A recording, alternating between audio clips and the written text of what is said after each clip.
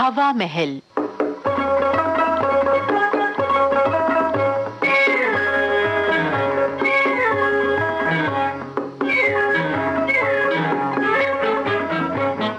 हवा महल कार्यक्रम में आइए आज सुनते हैं पुष्पा चोपड़ा का लिखा प्रहसन चांद का टुकड़ा। निर्देशक हैं सत्य सहगल।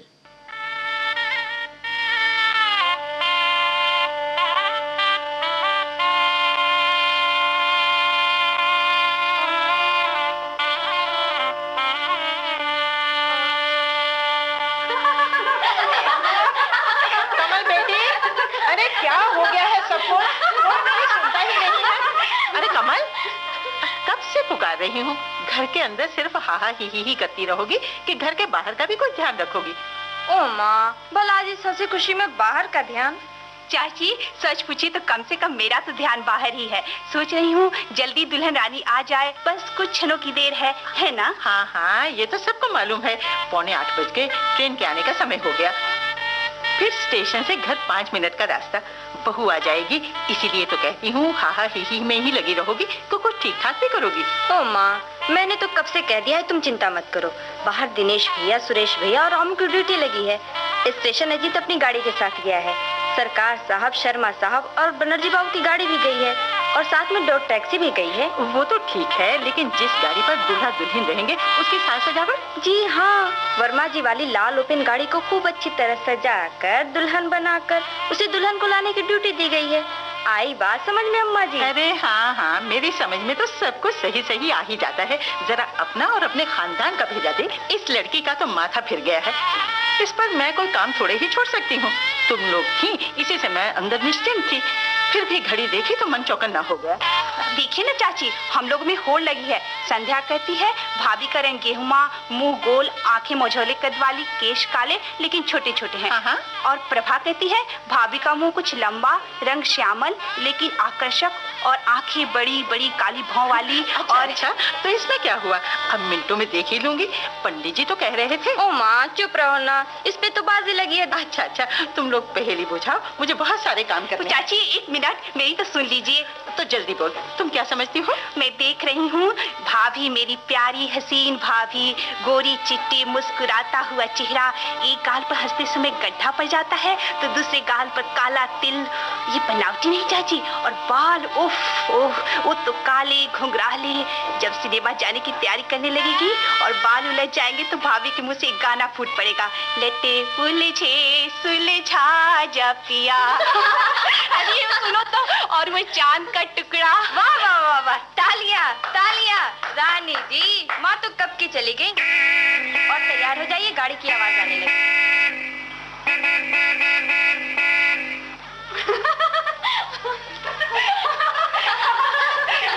अरे कमल बेटी। अरे बेटी, भैया का कमरा तो अच्छी तरह सजा दिया है ना? हाँ मामी, एकदम फर्स्ट क्लास। भैया देखेंगे तो बस देखते ही रह जाएंगे। अरे भैया, क्या बात है, तुम तो एकदम सीरियस हो गए। अरे मन में तो लड्डू फूट रहे हैं। भाई क्यों ना फूटे, भाभी भी तो हमारी चांद का टुकड़ा है। तो क्या मेरे भैया किसी राजकुमार से कम है? अरे कमल, आज भर अधिकार जता ले जितना जताना है। कल से तो भैया भाभी के हो जाएंगे। अरे कमबख्त, भैया तो मेरे ही रहेंगे, भाभी की तो कुछ और लगेंगे। क्यों भाभी? कमल, कैसे बेचारी को इतना परेशान कर रही है? अब बस भी कर। ओ माँ, ये दिन रोज थोड़ी ही आता है, थोड़ी तपस्या कर लेने दो दोनों को। अच्छा बेटी, साधना चिंता रजनी, अब आराम करने दो भाभी को। बहुत देर हो गई, थक गई होगी बेचारी। कमल चलो, भाभी को कमरे में ले चलो। चलो भाभी। लेकिन भैया, तुम कहाँ जा रहे हो? पहले एंट्रेंस टेस्ट दो, फिर जाने दूंगी। क्या मतलब? मतलब ये कि कुछ पॉकेट हल्की करो। अरे बेटा राजेश, ये ले झुमके, इसे दे दे, नहीं तो ये जान छोड़ने वाली नहीं है। तब तो कमरे में जाना बहुत महंगा है, पर खैर क्या याद करोगे कि किस रईस भाई से पाला पड़ा है। ये ले। भैया, मन में तो कह रहे होगे दो जल्दी झुमके और टालो इस बला को। बस कमल, अब रास्ता छोड़ दे भैया का। ओके भैया, wish you best of luck. Bela, कितना खूबसूरत नाम है। लगता है सृष्टि का सारा सौंदर्य इसी शब्द में सिमट आया हो। कितनी मिठास, कितनी मादकता है। ये बेले के फूल, ये महकती कड़ियां, एक नशा सा बिखरा पड़ा है वातावरण में। तुम चुप क्यों हो बेला? कुछ कहोगी नहीं?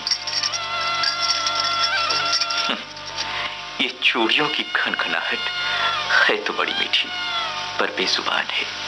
कुछ मुंह से बोलो। अरे क्या न बोलने की कसम खा रखी है? अच्छा चलो बोलो ना सही, चेहरे से घूंघट तो हटा दो। तुम नहीं जानती बेला, मैंने कितना बड़ा रिस्क लिया है। शुरू से ही एडवेंचर और सरप्राइज लेने देने का शौकीन हूं मैं। मुझसे बार बार कहा गया कि मैं लड़की देख लूं, पर पता नहीं मेरे सर पर कौन सा भूत सवार था कि मैंने हर बार इनकार कर दिया। यहाँ तक कि तुम्हारी फोटो तक नहीं देखी। शादी इंसान की जिंदगी का सबसे हसीन और महत्वपूर्ण कदम है। मैंने सोचा क्यों नहीं इसे सबसे बड़े सरप्राइज के साथ उठाऊं, पर आज न जाने क्यों मेरा दिल धड़क रहा है। इस पर्दे को हटा दो बेला और मुझे बता दो कि मैं बाजी जीता हूं, हारा नहीं। फिर इन्हीं चूड़ियों का सहारा। मैंने कहा ना, मैं इनकी भाषा नहीं समझता। तो क्या मैं ही ये गुस्ताखी करूं? अच्छा लो, मैं खुद घूंघट उठाकर। इतनी खूबसूरती, लगता है पूर्णमासी का चांद सितारों का साथ छोड़कर आसमान से धरती पर उतर आया है।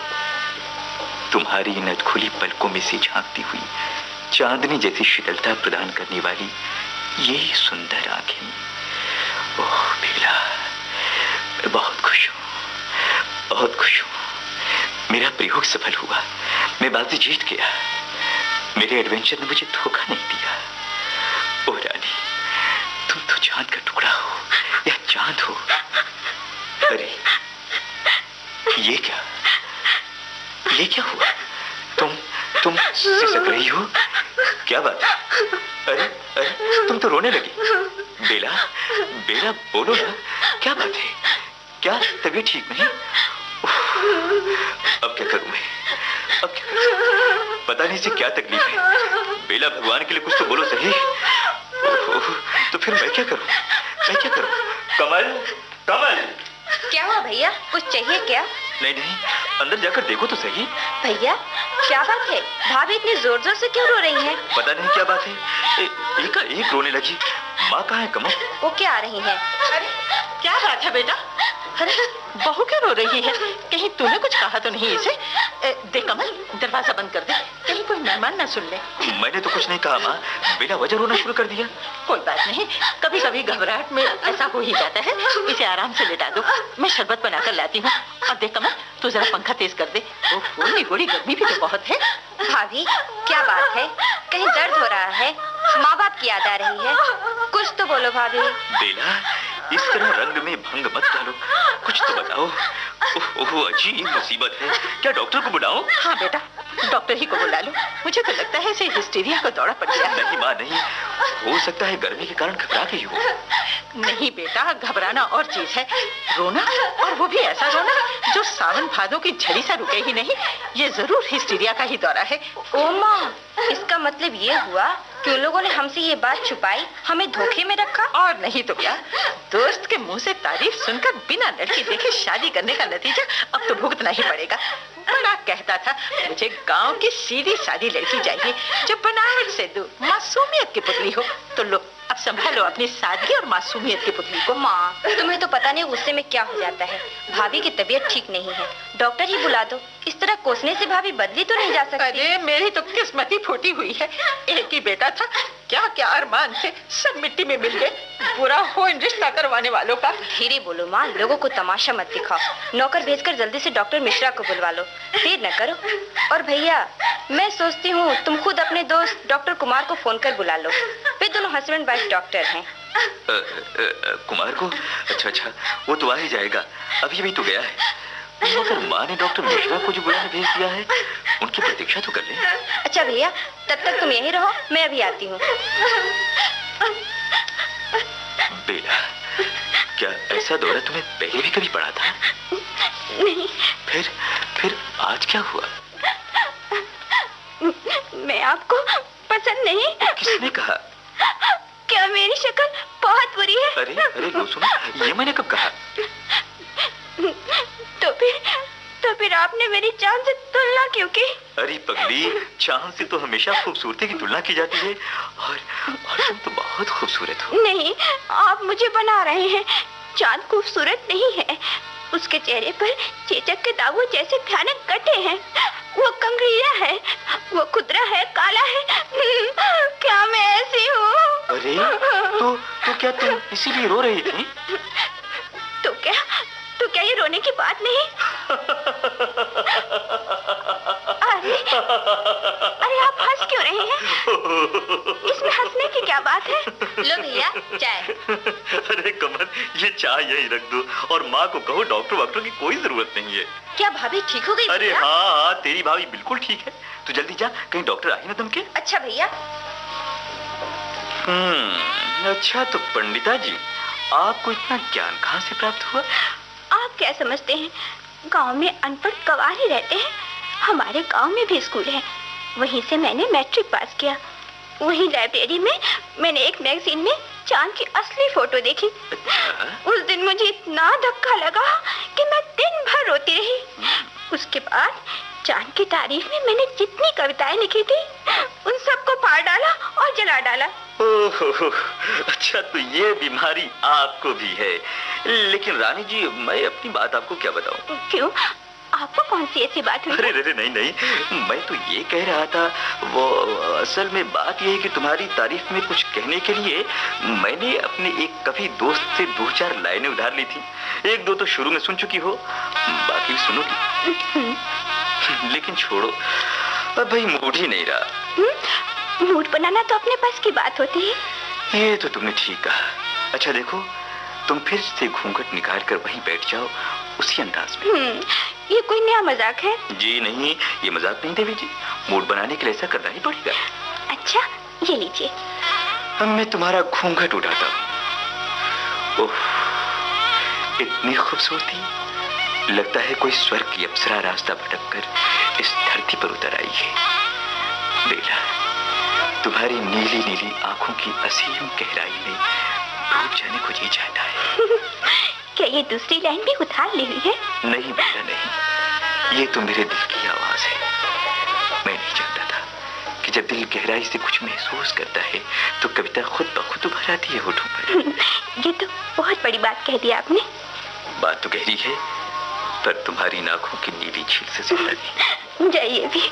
सच बेला, सच रानी, एक चांद क्या, 100 चांद भी। क्या? चांद का टुकड़ा नहीं, ये तो पूनम का चांद है, पूरा चांद। वो भी एक नहीं, 100 चांद तुम्हारी सुंदरता के सामने फीके पड़ जाए। क्या? सच रानी, सच बेला।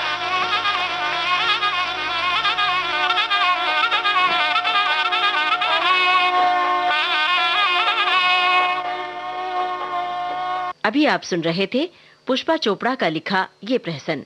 निर्देशक थे सत्य सहगल। ये थी आकाशवाणी पटना की भेंट।